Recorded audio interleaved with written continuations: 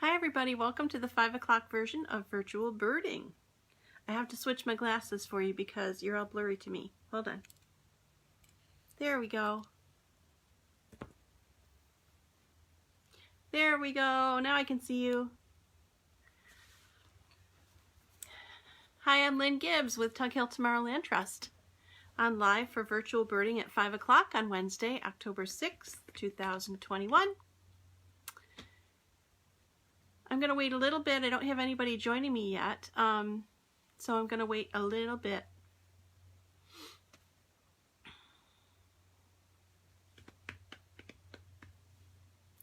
Just waiting, looking at birds out my window. You may hear some dogs barking. I'm on my front porch. It's quite warm for this time of year. I did close all the windows, but we'll see. So here we are for our 5 p.m. live Facebook virtual birding, Wednesday, October 6th. If you're here, please give me a shout out. Let me know that you're here. If you're seeing any birds or any neat things in your neighborhood lately referring to birds, go ahead and type that in as a comment and we can talk about that. Today I have a couple of things that I want to talk about. A little bit about people seeing lack of birds at their feeders, that kind of thing, and wondering what's happening. And then I wanted to cover a little bit about migration because it's fall and the birds are moving, as are other animals, but birds we notice the most. And so I wanted to talk about that. So again, if you're joining me, please give me a little shout out. Tell me, I'm wondering if you have been hearing the geese in my neck of the woods. The geese have been waking me up in the morning. They've been taking off really early, heading to the fields to forage. They're flocked right up with big numbers. That's one of the first things toward the middle of September. You might have noticed that birds were starting to flock up together. They're not just in pairs. Hi, Mary. They're not just in pairs anymore. They're starting to group up, get ready for moving in a group. Moving in a group helps them with finding food and shelter and avoiding predators and all that stuff. So that's what they start to do.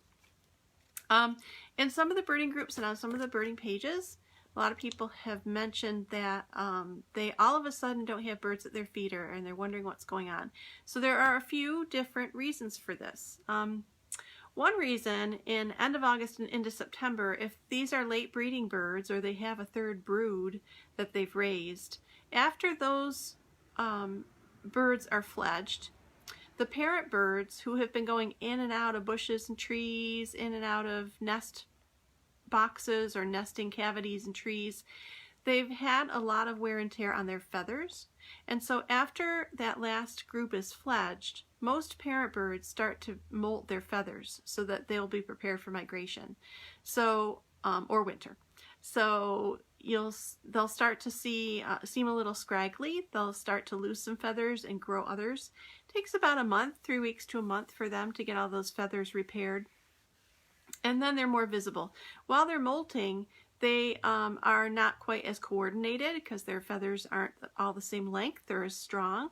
And so they're keeping kind of quiet, hanging out in sheltered places more often, not venturing out to unprotected feeder locations necessarily. So you might see fewer of them at your feeder or none of them at their feeder while they're molting. Also, beyond that is we're in a time when there's a lot of natural forage out there. So like all my sunflowers have gone to seed. Lots of natural plants, wild plants have gone to seed, and so there's a lot of food out there. So they don't necessarily have to come to your feeder in order to get the food that they need. Hi, Connie, welcome. So so those are some of the reasons. Another reason might be that, you know, as other birds are migrating, so are hawks. So there may be larger birds around that may be predators on songbirds and on smaller birds that usually come to the feeder. So if there's one hanging out in your neighborhood, found the feeder and noticed that small birds are there and that's their food, if there's a bird there that's gonna eat those smaller birds, the smaller birds won't come to the feeder. They'll wait until and hang out until they think it's safe. So, or they might move on to a neighbor's feeder or move on a little bit further in your neighborhood. So that might also be a reason. Hello, Connie. I hope you guys are having a good afternoon. I'm just talking about the reasons that birds might not be at your feeders for a little bit.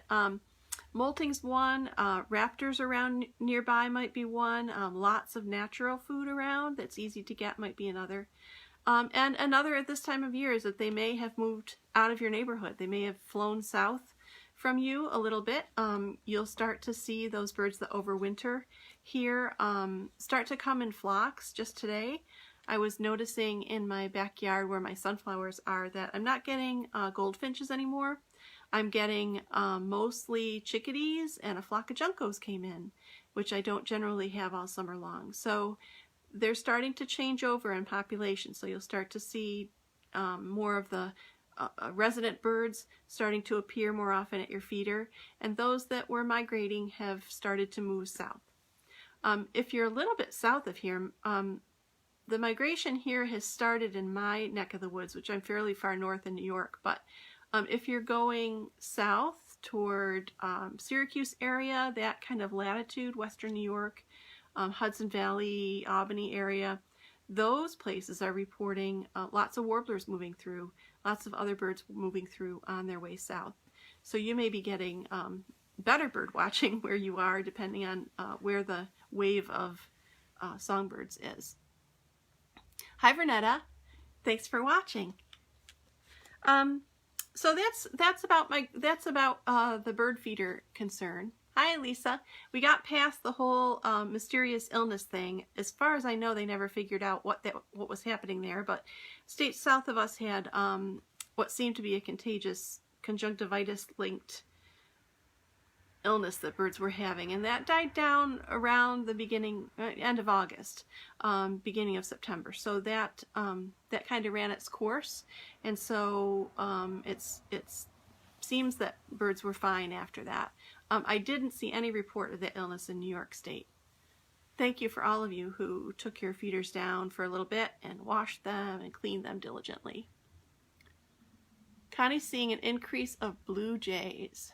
No more finches, no more hummingbirds. Yeah, hummingbirds have moved south over the last couple of weeks. I think the stragglers were here, and then they were gone. Yep.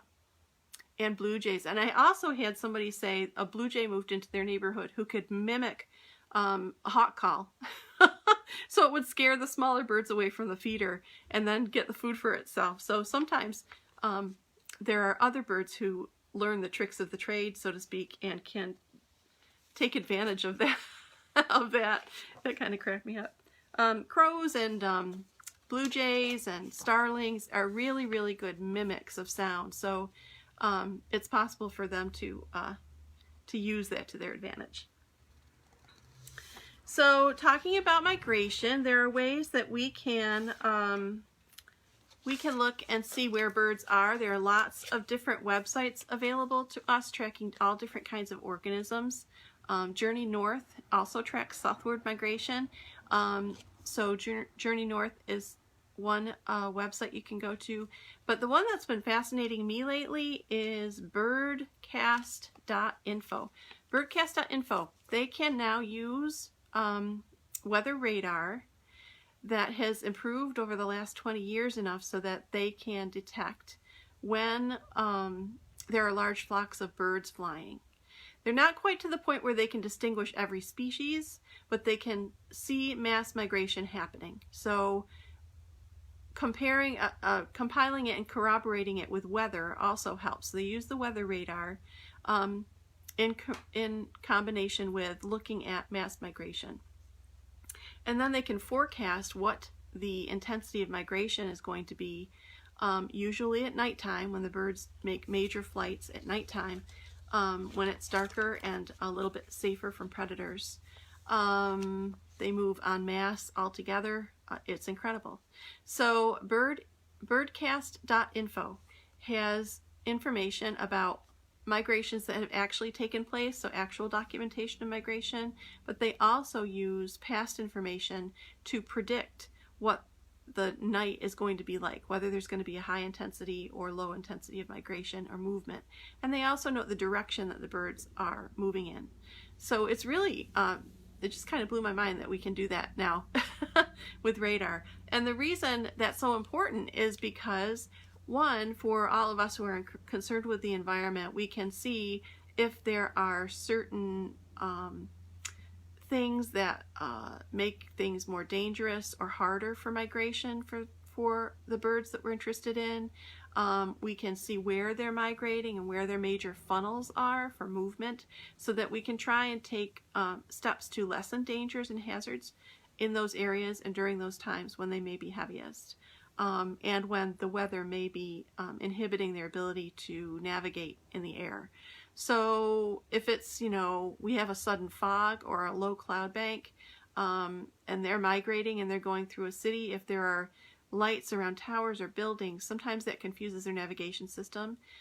We did have a major collision event in New York City around the middle of September, which was disturbing. So these kinds of things, if we can predict where they are and when they're going to go en masse, then we can do things in our municipalities like have a lights out night, or take into consideration what types of buildings we build in certain areas, take precautions with bird curtains or decals to help them avoid those obstacles. We can avoid building large things in their way right in their migration path, like wind turbines or other towers. We can do a little bit better municipal planning. And we can also look at the habitats along those routes and work to conserve the places where they need to be able to rest and stop and refuel. So all of that information is really helpful in terms of assisting human land use to make sure that we're watching out for the wildlife that we love so much and that is so important to our own health and well-being. Hi, Scott. Thanks for watching. So those are the things I'm talking about today. Let's see, did I miss anything? They were also trying to figure out whether the variation in the timing of migration has any linkage to changes in bird population size. Is there a climate change effect? Is there an obstacle effect? What kinds of things are happening, and does that really mean anything as far as population size? Do they come back and breed again and still have at least maintain a good population, or do they increase their population each breeding season?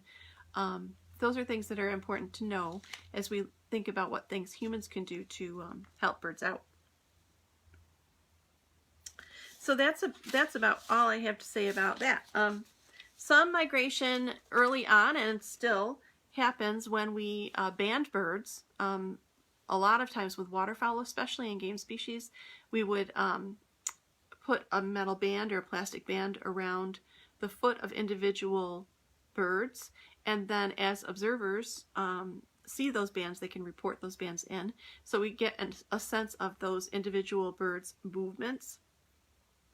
Radar helps us see more generally where larger numbers of birds are moving and stopping. So there's both those kinds of tracking going on. Another Canadian-based research project that is going all over the world, and we have in our part of the world, is called MOTUS. And MOTUS is a wildlife tracking system that uses tags on things as small as dragonflies. And they're looking at using radio telemetry to figure out the movements of some of these organisms. We don't really know so much about, how large a range does this particular species of dragonfly have, or what does it do at night, or does it go, to multiple properties, or does it stay in one general area? So those are things that are important to know as we talk about conservation for habitats, and to kind of focus our resources toward things that make the most impact. And with Tuck Hill Tomorrow, we have 2 landowners in the region who have MOTUS towers on their property, and they have telemetry towers, And the MOTUS crew has been out and tagging different kinds of organisms on those properties, and it's been tracking what those animals have been doing on their property. So that's really cool. Hi Alyssa, hi Rich. So anybody been seeing some great birds on their way south? Have they been flying over you, or have they already gone? We just had Connie saying she's seeing blue jays and no more hummingbirds. So what I'm going to do is take you down here a little bit. I'm going to flip my camera. I'm going to get my computer booted up here. And what I did want to do is show you at least the home page to the Birdcast.info site. Let me flip this around and show you some of the, at least what they're predicting. So this is Birdcast, https://birdcast.info. All right.